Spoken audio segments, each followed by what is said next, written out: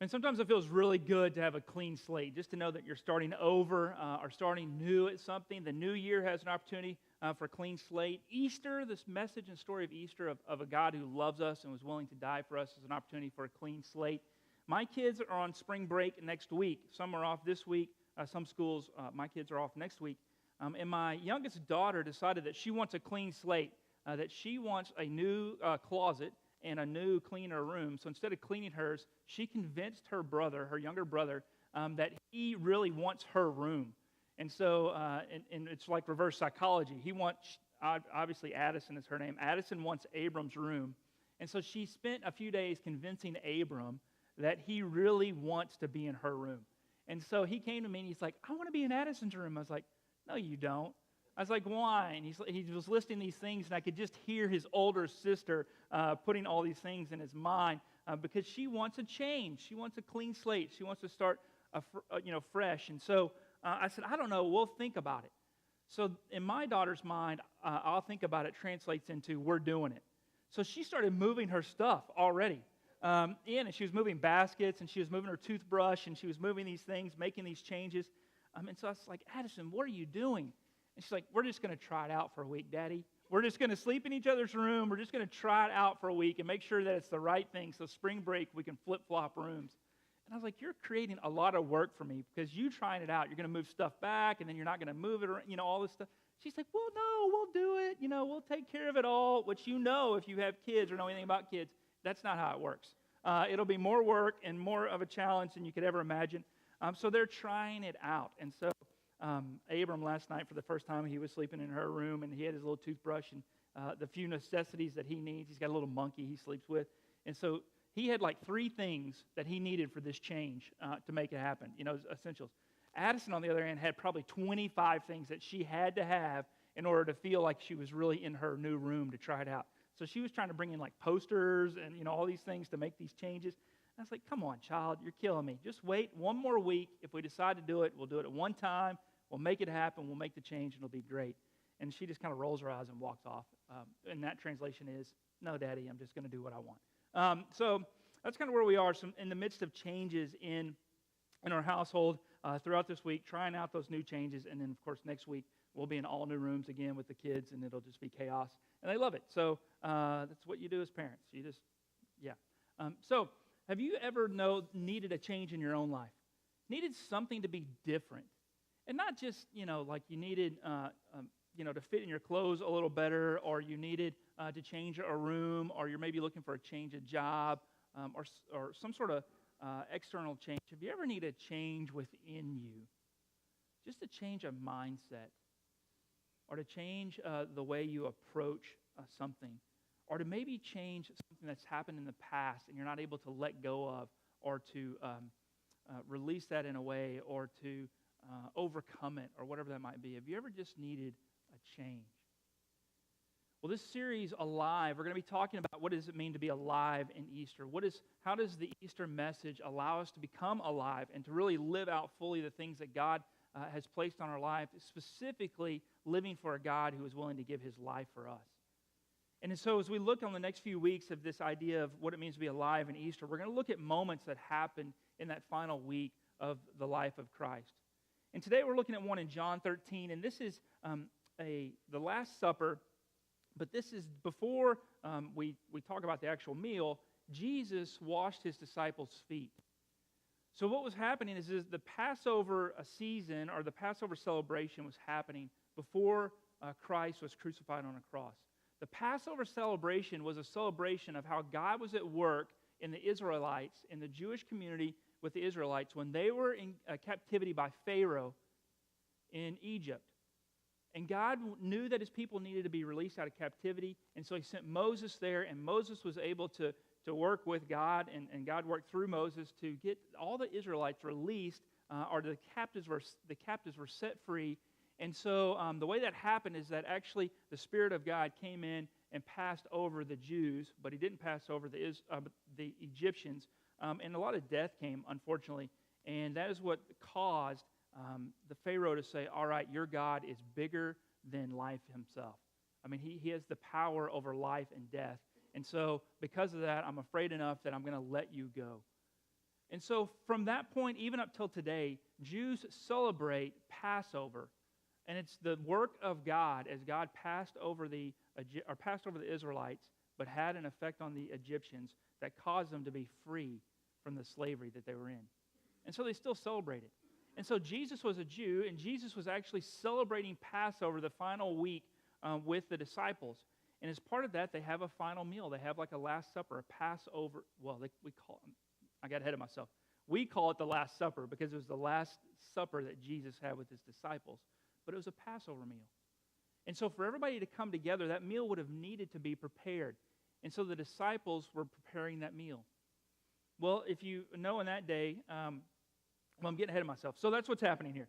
The disciples are preparing a meal. They've prepared the meal. Jesus has come to that meal, and now they're eating dinner. But before they eat dinner, they need to have their feet washed. And we'll talk about why that is in just a second. So this is what happens in John 13. Before the festival of Passover, Jesus knew that his time had come to leave this world and to go to the Father. Having loved his own who were in the world, he loved them fully. Jesus and his disciples were sharing the evening meal, and the devil had already provoked Judas, Simon Iscariot's son, to betray Jesus. Jesus knew the Father had given everything into his hands and that he had come from God and was returning to God. So he got up from the table, took off his robes, picking up a linen towel, he tied it around his waist. Then he poured water into a wash basin and began to wash the disciples' feet, drying them with the towel he was wearing. And when Jesus came to Simon Peter, Peter said to him, "Lord, are you going to wash my feet?" Which, yes, Peter. Obviously he was, but Peter wanted to know, Peter was always the one asking questions, so he's wanting to know, are you really going to do this?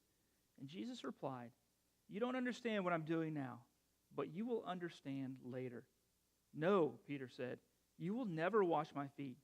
And Jesus replied, "Unless I wash you, you won't have a place with me." Simon Peter said, "Lord, not only my feet, but also my hands and my head." And Jesus responded, "Those who have bathed need only to have their feet washed, because they are completely clean. You disciples are clean, but not every one of you." And he knew who would betray him. That's why he said, "Not every one of you is clean." But after he washed the disciples' feet, he put on his robes and returned to his place at the table. And he said to them, "Do you know what I've done for you? You call me teacher and Lord, and you speak correctly because I am.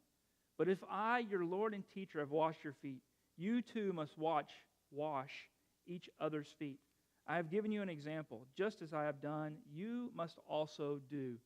I assure you, servants aren't greater than their masters, nor are those who are sent greater than the one who sent them. Since you know these things, you'll be happy if you do them." All right. So what is going on here is this Passover meal is happening. And Jesus has sent the disciples before to prepare the meal. And they've got everything together. I mean, they've got it was kind of intricate. There was all sorts of different bits and pieces to the Passover meal. And they've got all of those things put together for this supper that they're going to have. It's a celebration of what God has done in the past. And it's a reminder of what God continues to do in the future. And so they're excited about this celebration. They're celebrating it with Jesus, who the disciples obviously love Jesus. So they've gone and put everything together. But what they've forgotten to do is to have some everyone's feet. So now, if you think in the first century, what would happen is that people wore sandals and the roads were dirty.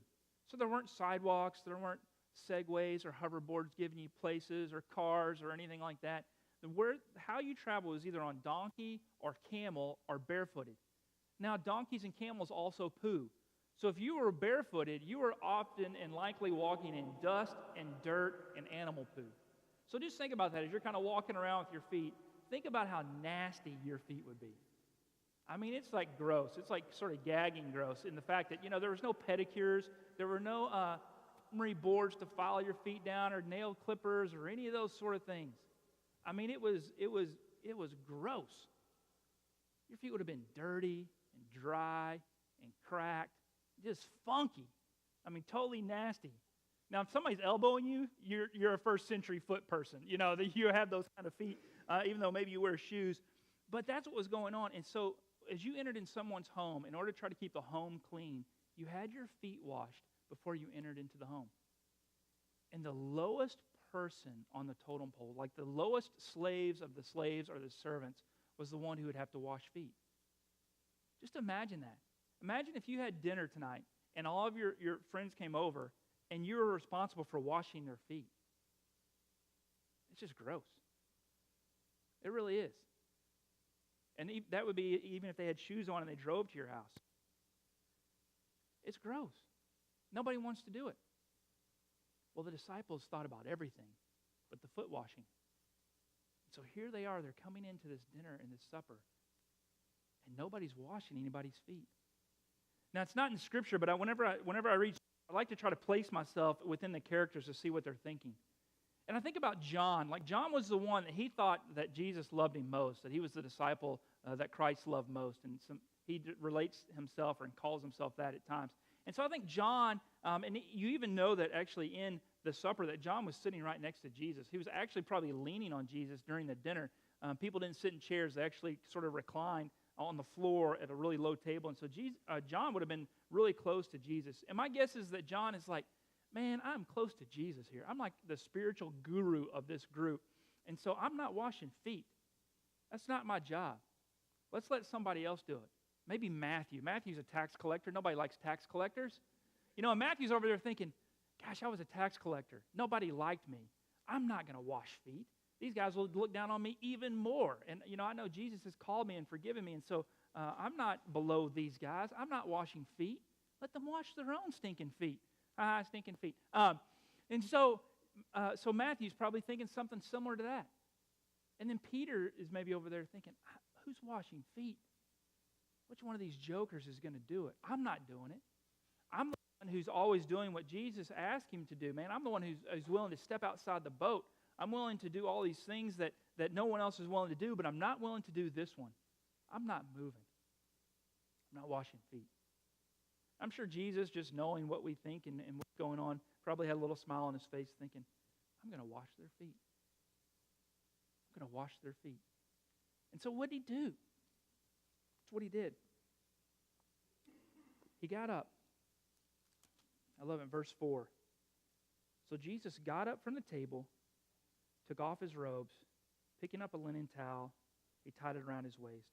And then he poured water into a wash basin and began to wash the disciples' feet.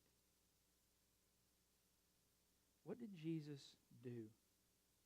He got up, removed his robes, picking up a linen towel, tied it around his waist, then poured water into a wash basin and began to wash their feet.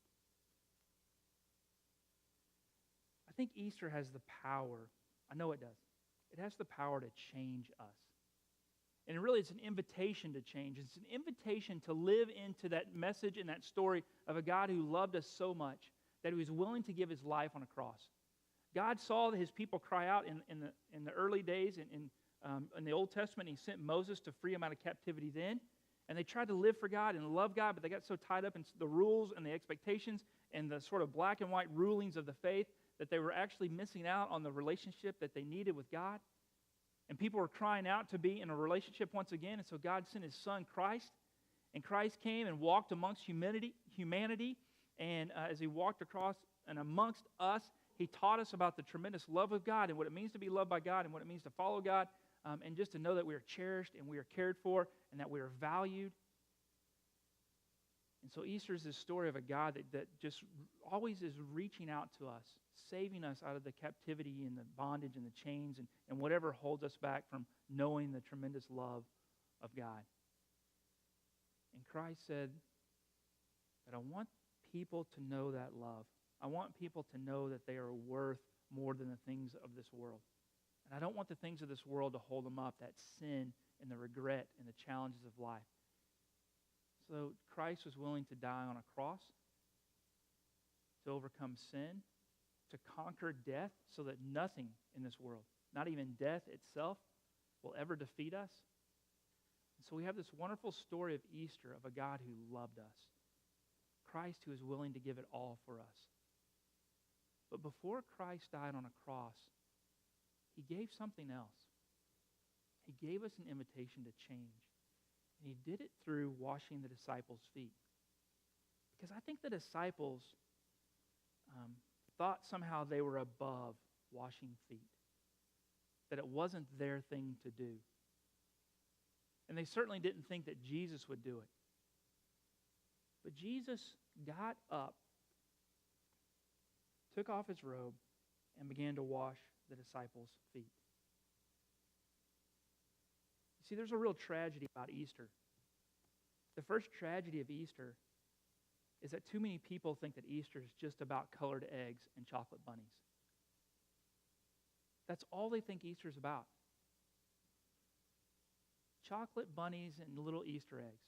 They've maybe never heard the message of Christ. They've never heard about the one who was willing to give his life for each and every one of us. Or maybe they've heard the story, but they just haven't taken it in, and they haven't believed it, and they haven't received it as their own. And so what a tremendous tragedy that Easter is no more than some just candy and some egg hunting. But the second greatest tragedy of Easter is for those who claim the name Christ. That Easter really has come alive in their life. It has changed who they are. They've become new creations. They are new people. They've allowed Christ to change who they are, but then that's it. They haven't been willing to change anything else. They haven't been willing to help make changes in the world. They haven't been willing to change the hard things in their life, to really allow God and Christ to renew them in those places. And so Jesus gives us a perfect example of how to change those things.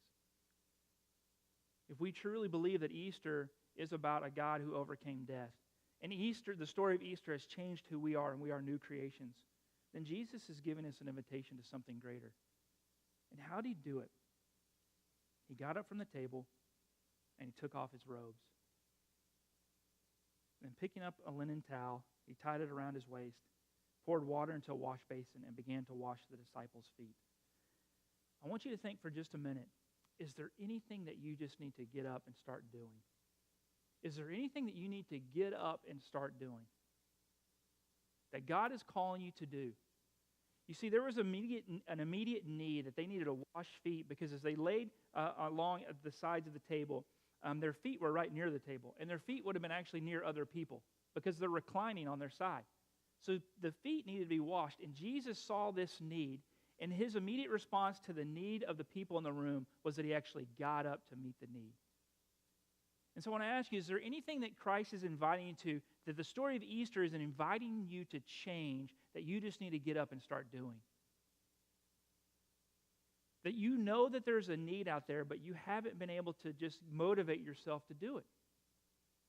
Because it's been more about you and not the amazing God who's calling you to go and help and meet the need. But what I like next in the story, it's such a thing, is that Jesus removed his robe. I mean, he would have had robes on. It wasn't like he was nude in the room, but he took off his outer garment so that he would be able to kneel before the disciples to be able to wash their feet. And so I ask you, is there anything in your life that you just need to get out of the way in order to meet the needs of others? I love making furniture. I haven't made a piece of furniture in I don't know how long. Well, I know how long, about 13 years. That's how old my oldest daughter is. When I first got married, a lot of my spare time I used prior to kids was building furniture. I built most of the furniture in our first home. Everything from the kitchen table to the headboards to the side tables to shelving to the entertainment system. I mean, I was big into it, and I was like old school. I would go chop down some cedar trees, pull all the bark off, chop them, up, down, whatever, and mill them together so that, then I'd have like a cedar headboard, log post headboard type of thing. I was like, sweet, I'm awesome. And I really thought it was pretty cool. But even other things like day beds and a trundle bed, I'd build that thing up. My wife's like, I really would love this white bed with a little trundle, but I want it to be like a couch. And I'm like, cool, I need to go to Lowe's. And I would buy more tools. And she'd be like, why are you spending money on tools? I'm like, you wanted a bed. It's your fault because you wanted the bed. I need to get the tools. Man, I was building furniture. I was loving stuff. And I was, there was sawdust everywhere all the time. You couldn't park in my garage most of the time because when you just build that sort of stuff, it consumes your garage. Loving furniture building. I love it. I love it today. But I have almost no tools today. I don't have the cool planers or the joiners or all that other stuff that you need for doing furniture making. Man, I started having kids. I didn't. My wife did, but I was part of it all. She started having kids. And these things that I loved were getting in the way of the needs of my children. And even though I love building furniture, and maybe I'll get around to it to some other day, I knew that my kids' needs were greater than my need to be in the garage to build furniture. And that was hard to give up. But I knew that God was calling me to something greater. But is there something that you need to, that outer garment or whatever's in your life, Jesus took off his outer robe so that he could kneel to meet the needs of the disciples. Is there something in your life that you need to give up to better meet the needs of others? Maybe it's that 1 hour of television you watch every day. Maybe that 1 hour of television needs to be just a date night with your spouse, or to walk across the street to visit with a neighbor, or to go mow the lawn of the elderly lady down the street. I promise you will not miss that. You will not be sad about giving up an hour of television to help serve and meet the needs of others. What is it in the way?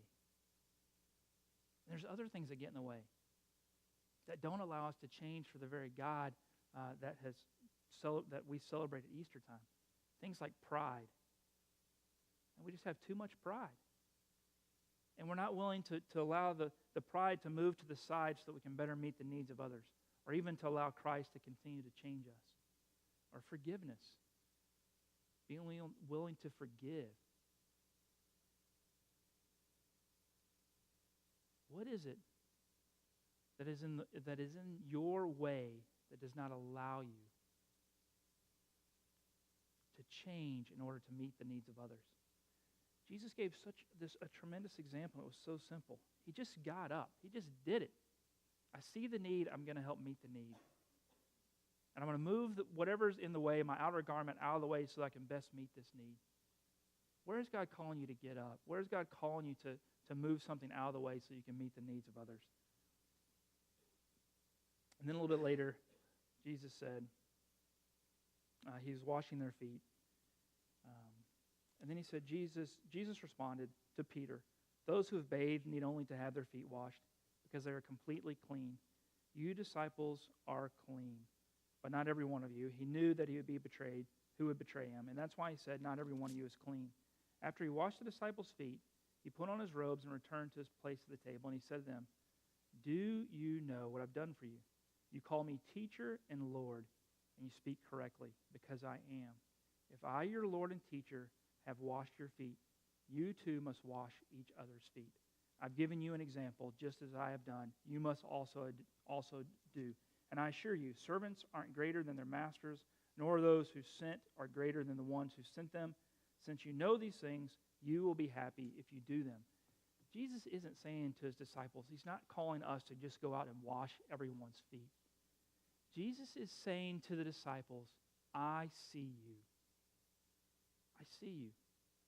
I know that there was a need in the room. I saw that need.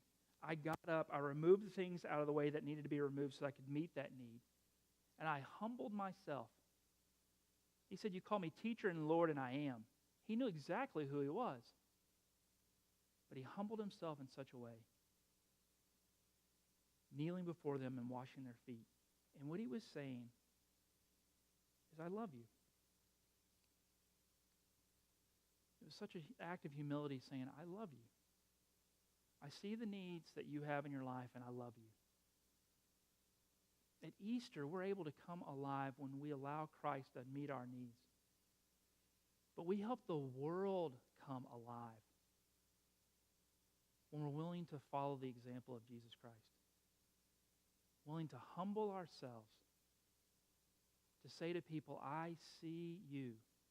I see the needs that you have. And I'm willing to get up. I'm willing to move this stuff out of the way." Because Christ has invited us to not only be changed, but to be the change in this world. So I'm going to take a moment just in prayer.